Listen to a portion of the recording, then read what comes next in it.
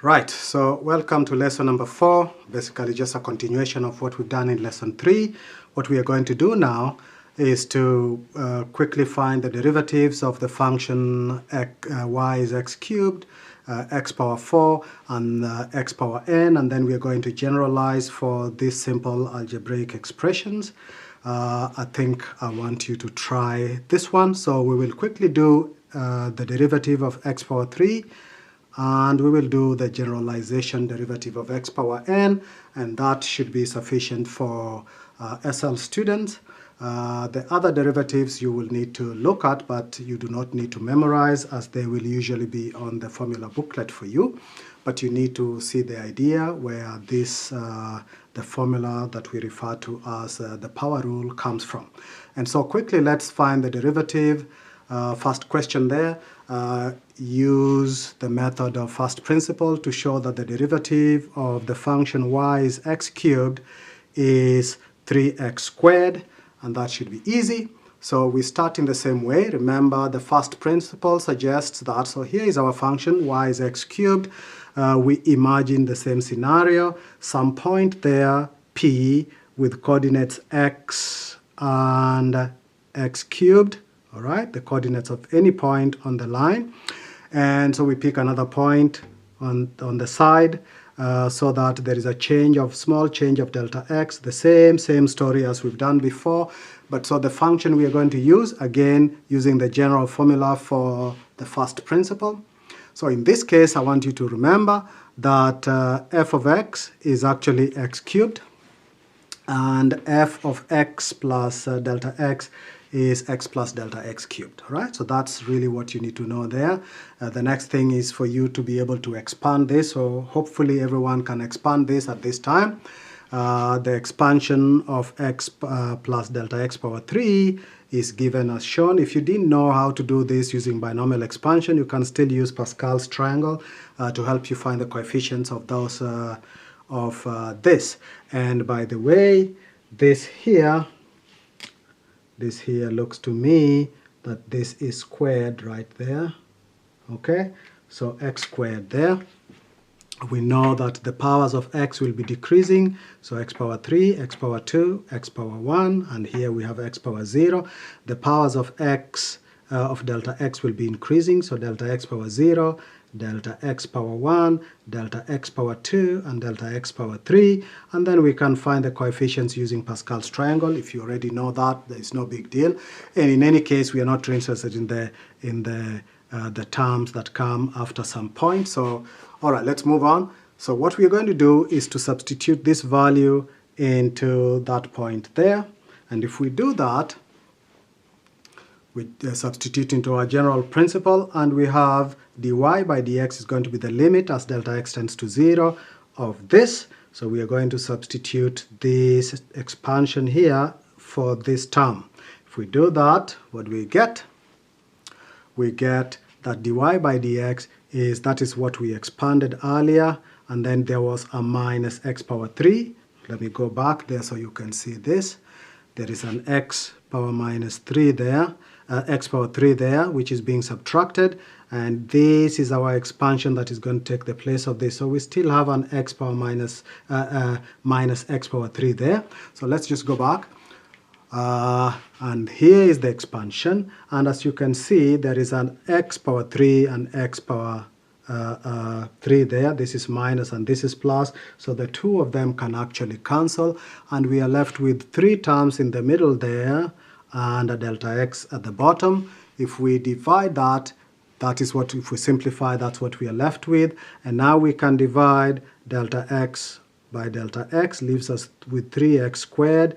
3x delta x squared over delta x leaves us with 3x delta x, and this leaves us with delta x squared, like that. And if you simplify, that is what you end up with. And now we can reason that as delta x tends to 0, this is becoming 0, so 0 times anywhere where there is a delta x, we can substitute 0 there. So this thing here, second term becomes a 0, and the third term becomes a 0 as well. And that means we are left as delta x gets smaller. Remember that circle of ours that is becoming a point.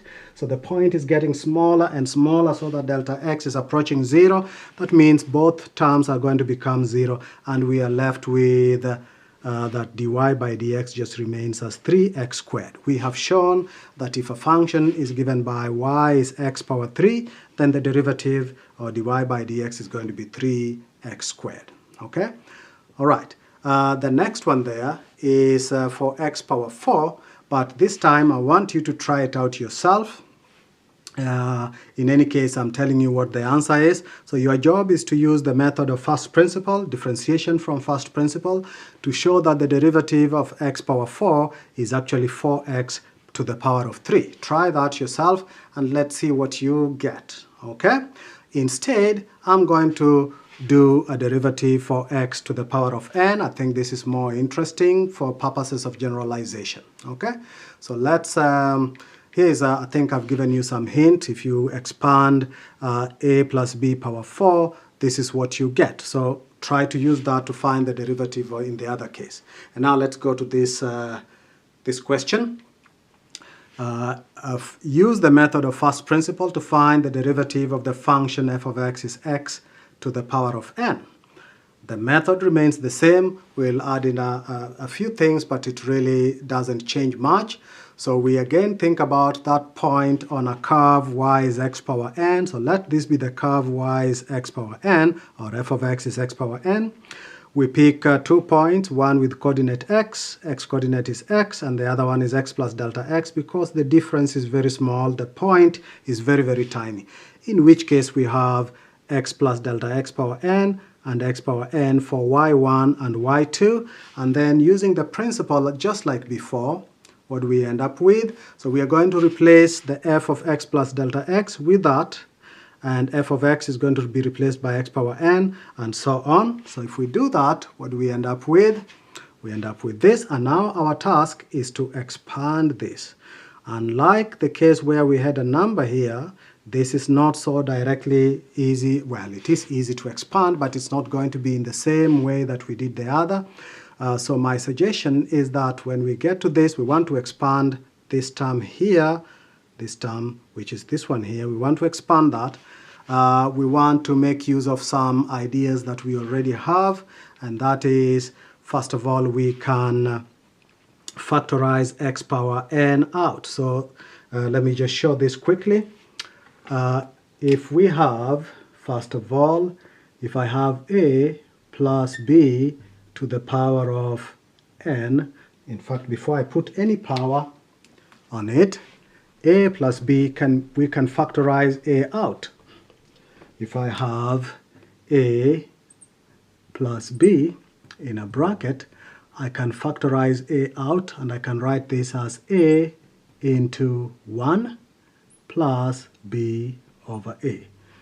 Okay, so that's the first thing I want you to remember. The second thing I want you to know is that if you have an a or a p times q, everything in bracket power n, then this can expand to p power n times q power n.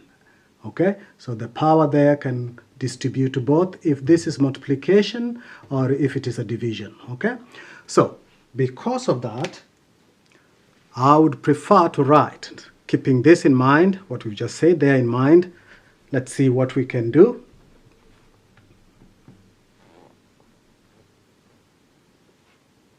Okay, and so if I have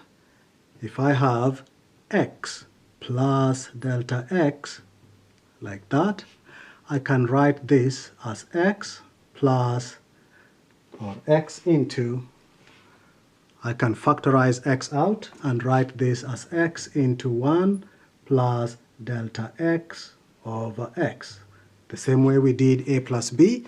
And if this is power n there, then this must be power n, so I can write this as x power n into 1 plus delta x over x, everything to the power of n. So I can distribute this like this, and that is what I have done right there. Okay, and this is going to be useful, especially when we come to other functions that are more challenging to expand than even this one. Okay, and that would be for HL students. So this is what I have here. Now let's move on. Okay, you can always scroll back.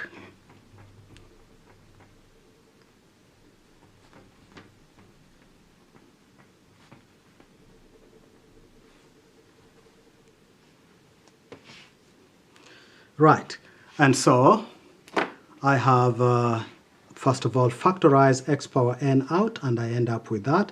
Now my interest really is on the stuff that is inside the bracket, and by binomial expansion we can also expand this very, very rapidly. I think I've put the binomial expansion, which normally you will find in the formula booklet. The binomial expansion for 1 plus r to the power of n is simply 1 plus n times r plus n minus 1. So this one here, this is n into n minus 1. This is minus 1 here. I don't know how I left that out. So n into n minus 1 over 2 factorial r squared. So there is a pattern there that you see. If you are in HL, this should, even SL, I think this should already be familiar. So it's not a big deal. So because of that, in this case, our r is actually delta x over x. So if we expand this, then what do we get, keeping that in mind? Yes, that is the equivalent of r there. So it's going to take the position of r in this expansion here. This continues infinitely. So let's substitute that, and what do we get? So we end up with our x power n, which is here, and in the bracket we are expanding this one here. So we have 1 plus n nr, such as that one there. So n into x into delta x over x plus n into n minus 1 over 2 factorial delta x over x squared, because here we have r squared, and we don't need to go any further than that. All right, we can simplify what we've got there by opening that bracket. So if I open the bracket, x power n times 1 is just x power n. X power n times this gives me n x power n minus 1, because this is x power x down here. We can take it up, it becomes x power negative 1. So we end up with n, yes, this is still, I leave it like that, just opening the bracket. This is going to go up there and become n minus 1, and so on. All right, then we have this. Let me move to the next side so we have more space. That is the expansion there. You can pause the video and see if that you understand how that expression has been, how I've arrived at that expression. It should really be not difficult. A bit tedious it would look, but not difficult at all. And so this is the expression we found at the bottom of the page. So we have this. We can simplify it further. This is x power n over x power 1. So this can go up and become x power n minus 1. All right. This can go up. This is x squared. So this is going to be x power n minus 2, and so on. So let's see what we get. So at the bottom we end up with the first term is there, but the second term now becomes n, this n here, x power n minus 1. The minus 1 comes from this one here, and the delta x is this one here. Then the next term becomes n into n minus 1. And x power minus 2 now. So this is x power minus 2 there, and delta x power 2, okay, and so on. So that becomes that term there. Now we can take this and substitute into the principal, keeping in mind what the principal was. The principal was this. So in place of x plus delta x power n, we're going to put the whole of this, substitute it in there, and what do we get? All right, I've put it there in white, you can see. And once we have that, we can simplify. X power n disappears with x power n there. One is plus and the other one is minus, so we can cancel off that just like we did earlier. And if we do that, we are left with that middle term. There are actually two of them. There are more, but we are not interested in the rest. We just need the first two.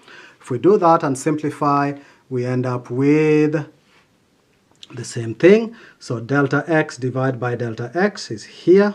The rest is n x power n minus 1. And the second term, we have a delta x squared, and divides a delta x here. We are left with a single delta x with the others.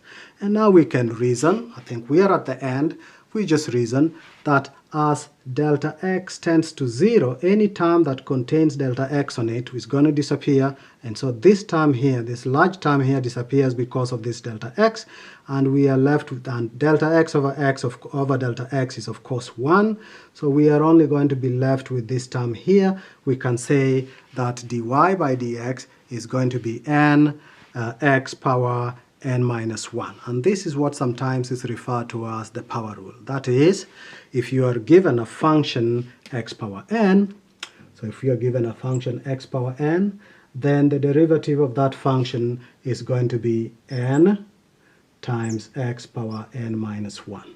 So if you are given a function x power 1.5 and you're told to differentiate that, then you're going to end up with 1.5 into x power 1.5 minus 1, which is in fact 3 over 2 x to the power of a half.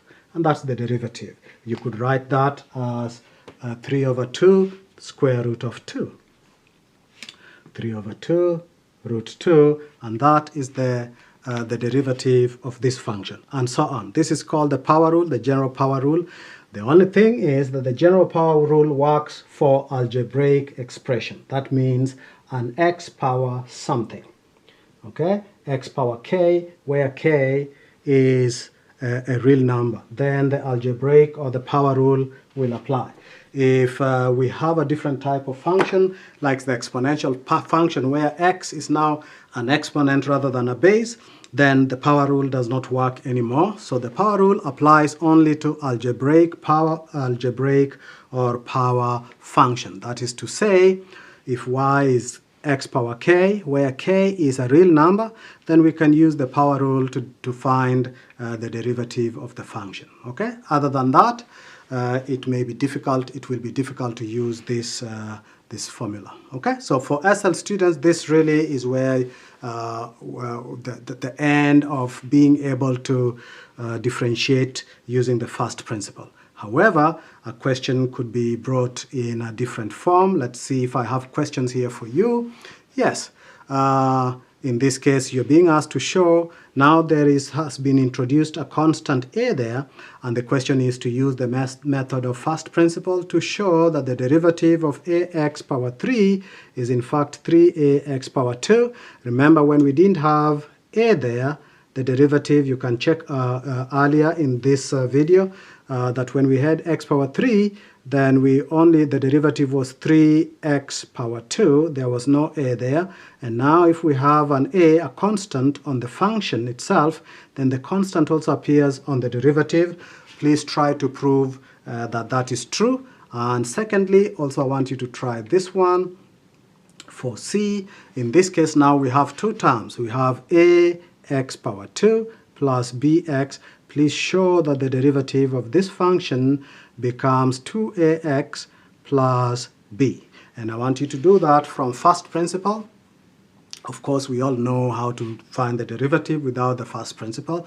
But if a question was to ask you to use the method of first principle to find the derivative, I want you to be able to do that. So please try that and let's see what you get. Okay? I believe that brings us to the end of this lesson. I'll see you for lesson number 4.